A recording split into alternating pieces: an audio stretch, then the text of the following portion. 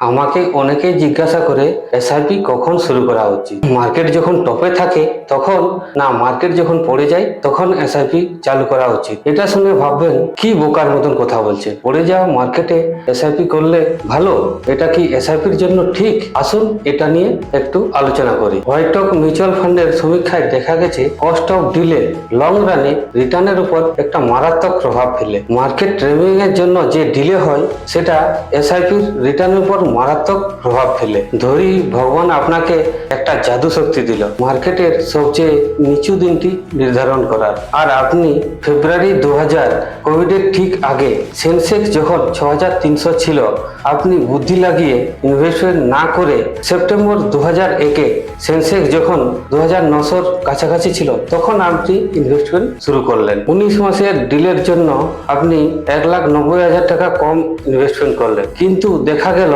ফেব্রুয়ারি 2000-এ যিনি ইনভেস্টমেন্ট শুরু করেছিলেন তার রিটার্ন 2,22 লাখ, অথচ সেপ্টেম্বর 2001-এ যিনি ইনভেস্টমেন্ট করেছিলেন তার রিটার্ন 1,80 লাখ।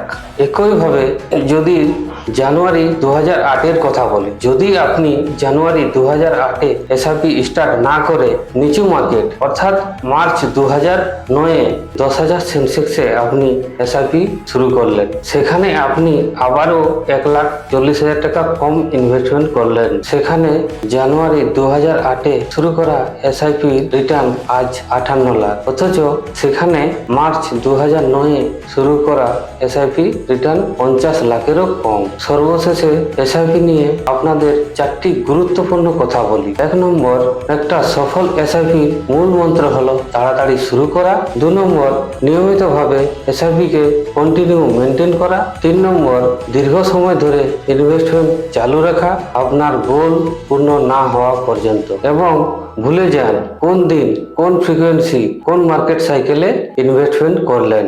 ধন্যবাদ। Mutual fund investments are subject to market risk. Read all scheme-related documents carefully.